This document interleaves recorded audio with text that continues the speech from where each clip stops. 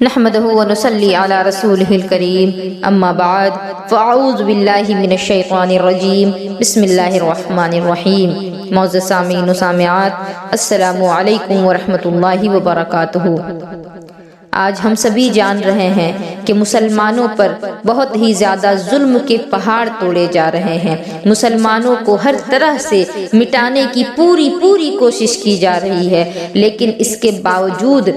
جو مسلمان امن و سلامتی کے ساتھ اپنے گھروں میں بیٹھے ہیں، کیا وہ ان کے لیے کچھ کر رہے ہیں؟ اور اگر کچھ نہیں کر رہے تو انہیں کرنا چاہیے، انہیں یہ سوچنا چاہیے کہ اسلام اتنا پیارا مذہب، اتنا عمدہ مذہب یہ ہم تک پہنچا ہے تو ایسے ہی نہیں پہنچ گیا، یہ بہت ساری قربانیوں کے بعد آج ہم تک پہنچا ہے۔ ہم تو پیدا ہوئے تو ہم الحمدللہ امت محمدی میں پیدا ہوئے اور اسلام کے دامن کے اندر پیدا ہوئے، لیکن جب اسلام کی ابتدا تھی، جب مذہب اسلام کو میرے آقا علیہ الصلوۃ والسلام نے شروع کیا، جب اللہ رب العزت نے حکم دیا اسلام پھیلانے کا، اس وقت میرے نبی کو کتنی تکلیفوں کا سامنا کرنا پڑا ہے۔ ہم تک اسلام پہنچانے کے لیے ہمارے نبی کو کتنی تکلیفوں کا سامنا کرنا پڑا۔ ہمارے نبی کے دونوں رخساروں میں دو کڑیاں گھس گئی، ہمارے نبی کو گڈھے میں ڈال دیا گیا،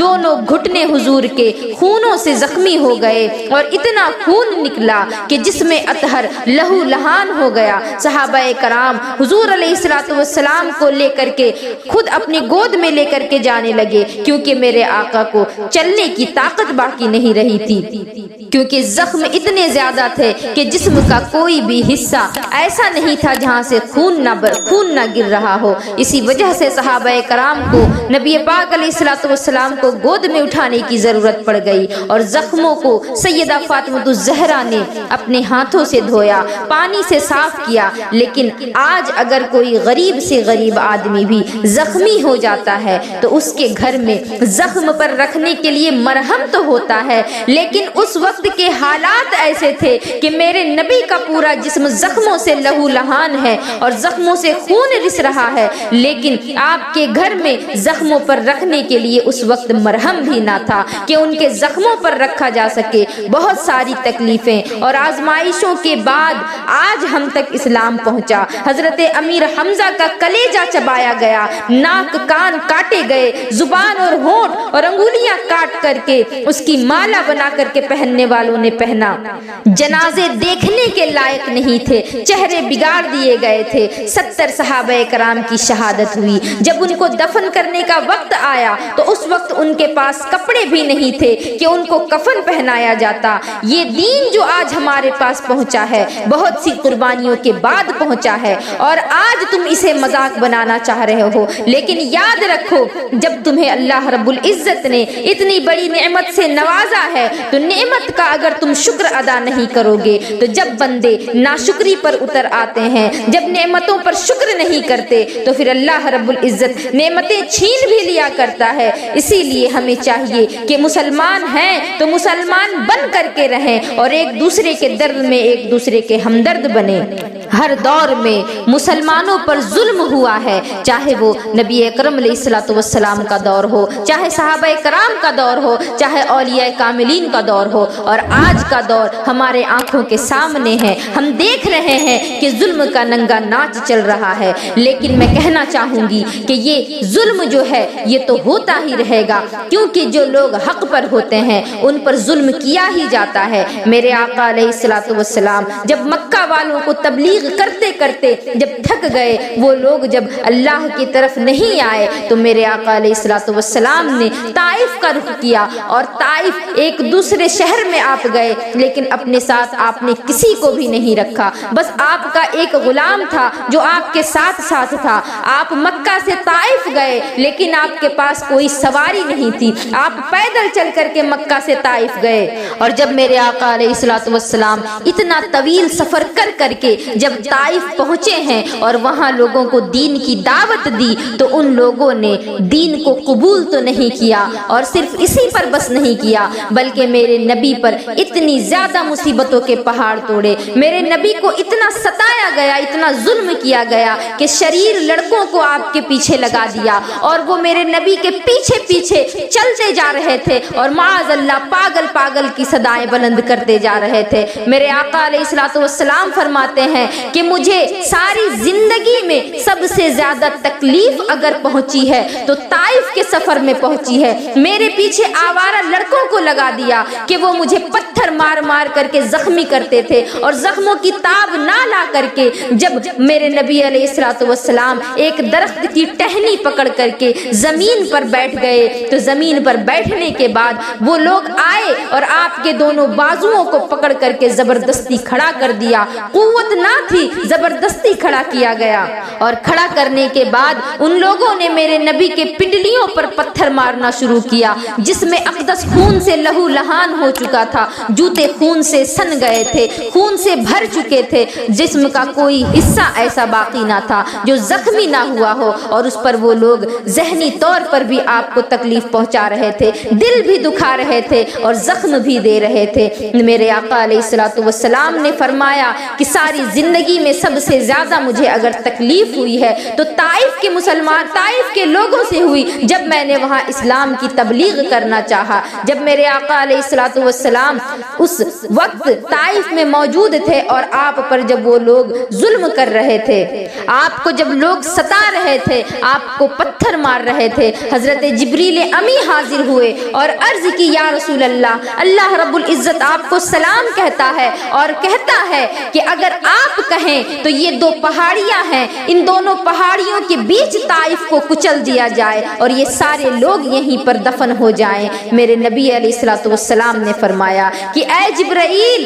میں بربادی کے لیے نہیں آیا ہوں، میرے رب نے مجھے رحمت بنا کر کے بھیجا، میں رحمت للعالمین ہوں، میں دونوں جہانوں کی رحمت ہوں، تو میرا کام ہے لوگوں پر رحم کرنا، اور میں ایسا نہیں کر سکتا کہ میں ان کو دونوں پہاڑیوں کے درمیان دبا کر کے ختم کر دوں، کیونکہ ان سے تو اسلام کی امید نظر نہیں آتی، لیکن مجھے ان کی اولاد سے اسلام کی امید نظر آتی ہے، اس وجہ سے میں چاہتا ہوں کہ میں ان کو بد دعا نہ دوں۔ اور میرے نبی اتنی تکلیفوں کو برداشت کرنے کے بعد بھی ان کے لیے اسلام کی اور ایمان کی دعا کر رہے تھے۔ کیا یہ قربانیاں کم ہیں جو آج ہم بیدار نہیں ہو رہے؟ وجہ یہ ہے کہ ہم نے تاریخ کا مطالعہ ہی نہیں کیا، ہم نے کبھی اپنے آقا کی سیرت طیبہ پر غور ہی نہیں کیا، ہم نے کبھی صحابہ کرام کی حیات و خدمات پر غور ہی نہیں کیا، ہم نے کبھی یہ جاننے کی کوشش ہی نہیں کی کہ اسلام ہم تک جو پہنچا ہے تو کتنی قربانیوں کے بعد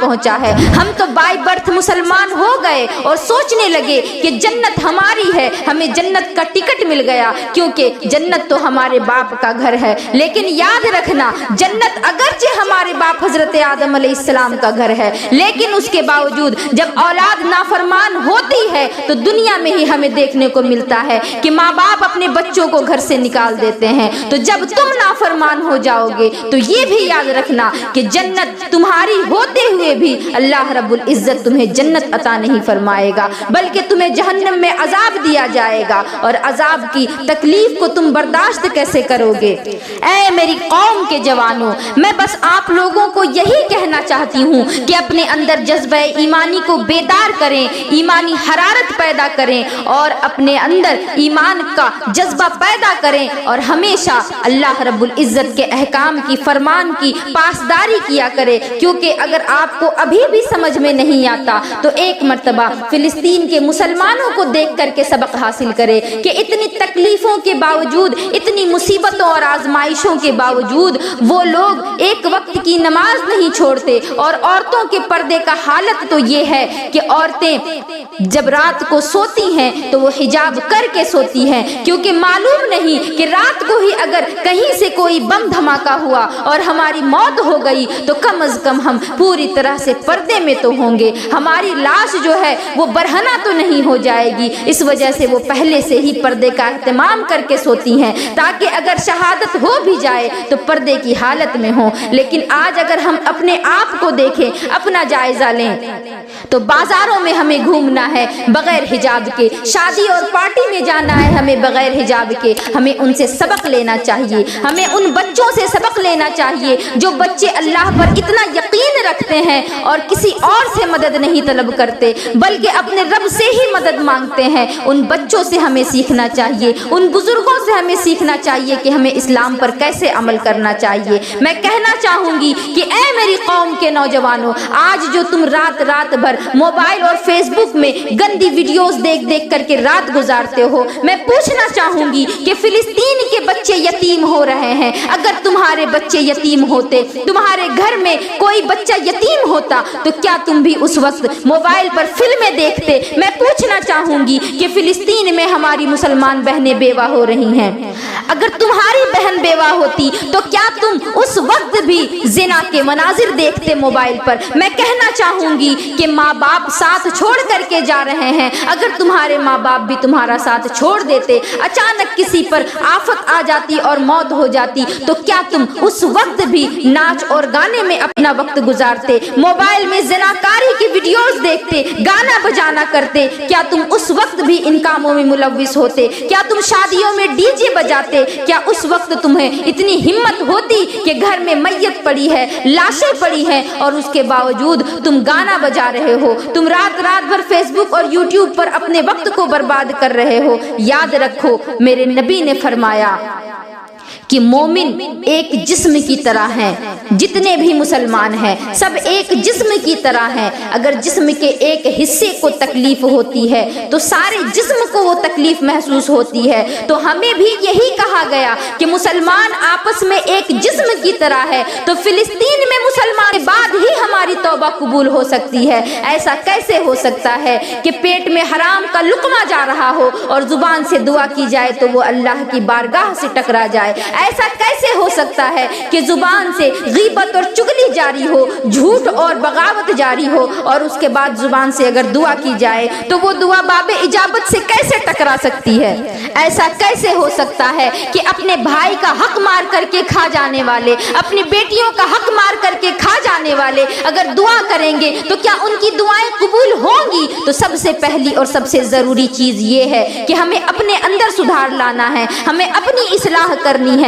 ہمیں اللہ رب العزت نے مسلمان بنایا تو ہمیں مسلمان بن کر کے رہنا ہے، کیونکہ مسلمان ایک ایسی امت ہے جس سے کسی کو کبھی کوئی تکلیف پہنچ نہیں سکتی، لیکن مسلمانوں کو اور لوگ تکلیف دیا کرتے ہیں۔ تو اس کے پیچھے وجہ یہ ہے کہ جو حق پر ہوتا ہے، جو صحیح ہوتا ہے، لوگ اکثر اس کے مخالف ہوتے ہیں۔ اور یہ بات آپ سبھی جان رہے ہیں کہ الحمدللہ مذہب اسلام دنیا میں سب سے بہترین مذہب ہے اور اس مذہب کی تعریف غیر بھی کیا کرتے ہیں۔ میں کہنا چاہوں گی کہ اے میری قوم کے جوانوں، تمہارے اندر امت کا درد صرف ویڈیو شیئر کرنے تک ہی ہے کیا؟ ویڈیو شیئر کرنے سے تمہارا درد کم ہو جاتا ہے؟ تمہاری ہمدردی ان تک صرف ویڈیو ہی شیئر کرنے تک محدود رہ گئی ہے؟ ایسا نہ کرو، اگر ویڈیو شیئر کرتے ہو تو اس کو دیکھ کر کے خود بھی سبق حاصل کرو، کیونکہ اللہ رب العزت کا قرآن میں اعلان ہے کہ اگر کوئی قوم اللہ کی نافرمان ہو جاتی ہے تو اللہ رب العزت اس کو مٹا دیتا ہے، اس کو ختم کر دیتا ہے۔ تو میں کہنا چاہوں گی کہ اپنے آپ پر غور کریں، اپنے اعمال پر غور کریں، کیا ہم خدا کی فرما برداری کر رہے ہیں؟ اللہ کے احکام کی پاسداری کر رہے ہیں؟ جو حکم ہمیں دیا گیا کیا ہم اس پر ثابت قدم ہیں؟ اور اگر نہیں ہیں تو ہمیں چاہیے کہ ہم آج سے ہی راہ راست پر آ جائیں، ورنہ جو چیز بیکار ہوتی ہے اس کو برباد کر دیا جاتا ہے، اس کو ختم کر دیا جاتا ہے۔ آپ کو میں سمجھانا چاہوں گی کہ اگر آپ نے کوئی درخت لگایا اور اس درخت کی ٹہنی اگر سوکھ گئی تو کیا اس سوکھی ٹہنی کو آپ درخت پر رہنے دیتے ہو؟ بالکل نہیں، آپ اس سوکھی ٹہنی کو کاٹ دیتے ہو تاکہ دوسری نئی اور ہری ٹہنی اس پر سے نکل آئے۔ تو اسی طرح سے اگر مسلمان اللہ کی نافرمانی کریں گے، فرما برداری نہیں کریں گے، بغاوت پر آ جائیں گے تو پھر اللہ رب العزت بدل کر کے ایک ایسی قوم لائے گا جو کہ فرما بردار ہوں گے۔ سب سے پہلے اپنے اعمال کی اصلاح کریں اور پھر مسلمانوں کے لیے دعا کریں۔ ہم فلسطین کے مسلمانوں کے ساتھ ہیں، ہم ظلم کی مذمت کرتے ہیں، لیکن ہمیں اپنے جذبات کو قابو میں رکھنا ہے۔ ہمیں چاہیے کہ اپنے ملک کا ماحول خراب نہ کریں، امن برباد نہ کریں۔ روڈ پر نکل کر کے پروٹیسٹ کرنے کے بجائے ہمیں تو یہ کرنا چاہیے تھا کہ ہم مسجدوں کو بھر دیتے، ہم پانچوں وقت کی نماز میں مؤذن کے اللہ اکبر کہنے سے پہلے ہی مسجدوں کو بھر دیا کرتے، اور اگر جس دن ایسا ہو گیا تو اس دن دنیا کی تقدیر بدل کر کے رہ جائے گی، کیونکہ ان یہودیوں کو اس بات کا یقین ہے کہ جس دن فجر میں مسلمانوں کی تعداد جمعہ کی تعداد کے برابر ہو گئی، اس دن صفائے ہستی سے ان کا خاتمہ ہو جائے گا۔ اسی وجہ سے وہ مسلمانوں کو غفلت میں پڑا ہوا دیکھ کر کے آج ہی ختم کر دینا چاہتے ہیں۔ ہر کوئی اپنے لیے پلاننگ کر رہا ہے، اپنے لیے تیاری کر رہا ہے، لیکن تم لوگ کس خواب غفلت میں سوئے ہو کہ آج تک تمہیں فکر نہیں پیدا ہوئی، آج تک سمجھ نہیں آیا کہ ہم اپنی زندگی کو، اپنے قیمتی لمحات کو برباد کر رہے ہیں گناہوں کے اڈے پر جا جا کر کے۔ تمہارا یہ روڈ پر نکل کر کے نعرے بازی کرنا، اس سے فلسطین کے مسلمانوں پر کوئی ترس نہیں کھا سکتا، کوئی رحم نہیں کر سکتا، ان کی مدد نہیں ہو سکتی۔ اگر ان کی مدد ہو سکتی ہے تو تم مسجدوں کو بھر دو، اللہ کے سامنے گڑ گڑا کر کے رو کر کے دعائیں مانگو، انشاءاللہ العزیز یہ دعائیں تمہاری رنگ لائیں گی، ہم سب کی دعائیں رنگ لائیں گی، اور اللہ رب العزت اپنے بندوں پر رحم فرمائے گا، اپنے بندوں پر کرم فرمائے گا، اور کرم نوازیوں کے سویرے طلوع فرما دے گا۔ لیکن مسجد میں آنا ہی نہیں چاہتے آج کے نوجوان۔ میں کہنا چاہوں گی کہ حالات اسی وقت بدل سکتے ہیں جب تم مسجد میں آنا شروع کر دو گے، جب تک مسجد میں آنا شروع نہیں کرو گے حالات بدل نہیں سکتے، چاہے تم کتنا ہی زور لگا لو۔ کچھ لوگ تو کہتے ہیں کہ ہمیں نماز کے لیے وقت نہیں ملتا، تو میں کہنا چاہوں گی ان لوگوں سے کہ کیا آپ لوگوں نے سوشل میڈیا پر ابھی تک ان مسلمانوں کی نماز کو نہیں دیکھا کہ ایک طرف سے فائرنگ ہو رہی ہے، ایک طرف سے بم برسائے جا رہے ہیں، لیکن وہ اللہ کے اتنے وفادار بندے کہ موت دونوں جانب سے کھڑی ہے اور وہ بیچ میں نماز ادا کر رہے ہیں، موت کا کوئی خوف نہیں، موت کا کوئی ڈر نہیں، اور نماز ادا کر رہے ہیں۔ اور یہ کتنی خوش نصیبی کی بات ہے کہ نماز کی حالت میں، سجدے کی حالت میں بندے کی روح قبض ہو جائے۔ نہ ان لوگوں کو دن میں سکون ہے، نہ رات میں سکون ہے۔ رات ہوتی ہے تو الگ ڈر ہوتا ہے کیونکہ ہر طرف سے اندھیرا ہی اندھیرا ہے۔ ان کا تو پاور سپلائی بھی بند کر دیا گیا ہے، نہ ان تک کھانا پہنچ رہا ہے، نہ ان تک پانی پہنچ رہا ہے، نہ ضروریات زندگی کے کوئی اسباب ان تک پہنچ رہے ہیں، کوئی چیز ان کے لیے مہیا نہیں کی جا سک رہی ہے۔ لیکن اس کے باوجود ان لوگوں کا خدا پر اعتماد اتنا ہے کہ اللہ اکبر کی جیسے ہی صدائیں بلند ہوتی ہیں نمازوں کے لیے سب نکل پڑتے ہیں۔ وہ جان رہے ہیں کہ اگر ہم جمع ہوں گے ایک جگہ تو وہاں پر ضرور ہم پر مصیبت ڈھائی جائے گی، لیکن اس کے باوجود وہ نماز جماعت کے ساتھ ادا کر رہے ہیں۔ لیکن تمہیں کیا ہو گیا ہے؟ تم سدھرنا کیوں نہیں چاہتے؟ خدا کے واسطے میں میرے نبی کا واسطہ دیتی ہوں، اور میں ان مسلمان شہیدوں کا واسطہ دیتی ہوں جو کہ فلسطین میں بے گور و کفن پڑے ہیں، نہ ان کو مٹی مل رہی ہے، نہ ہی ان کو کفن مل رہا ہے۔ ان کے پاس تو زمین بھی اتنی نہیں بچی کہ ان سب کو الگ الگ قبروں میں دفن کیا جا سکے۔ ایک ہی گڈھے میں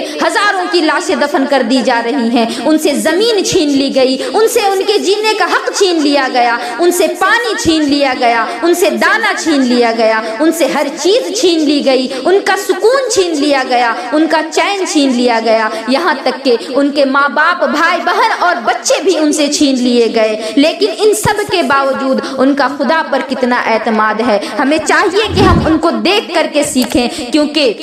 جب مصیبت آتی ہے تو بندے کو بتا کر نہیں آتی، اور مصیبت جب آتی ہے تو آپ نے غور کیا ہوگا کہ آپ کو کسی چیز کا ہوش نہیں رہتا، ہر وقت اسی ٹینشن میں رہتے ہیں کہ اس مصیبت سے نجات کیسے ملے، نماز کا بھی ہوش نہیں رہتا۔ لیکن ان سے ہمیں سیکھنا چاہیے کہ اتنی مصیبتیں ہیں، اتنی بمباریاں ہو رہی ہیں، ہر طرف سے موت کی آواز سنائی دے رہی رہی ہے اس کے باوجود بھی نماز نہیں چھوڑتے، اللہ کا ذکر کرنا نہیں چھوڑتے اور اللہ سے مدد مانگنا نہیں چھوڑتے، یہاں تک کہ اللہ رب العزت سے نا امید نہیں ہوتے۔ ہمیں چاہیے کہ ہم ان سے سبق حاصل کریں اور ان کے لیے دعائیں کریں اور اپنے اعمال کو سدھاریں۔ سب سے پہلے اپنی اصلاح کریں، اپنے گھر والوں کی اصلاح کریں اور اس کے بعد تمام مسلمانوں کے لیے دعا کریں۔ انشاءاللہ العزیز اللہ رب العزت کرم فرمائے گا اور یہ مصیبت کی گھڑی چھٹ جائے گی، یہ مصیبت کے بادل ختم ہو جائیں گے اور اللہ رب العزت اپنے کرم نوازیوں کا سویرا طلوع فرمائے گا۔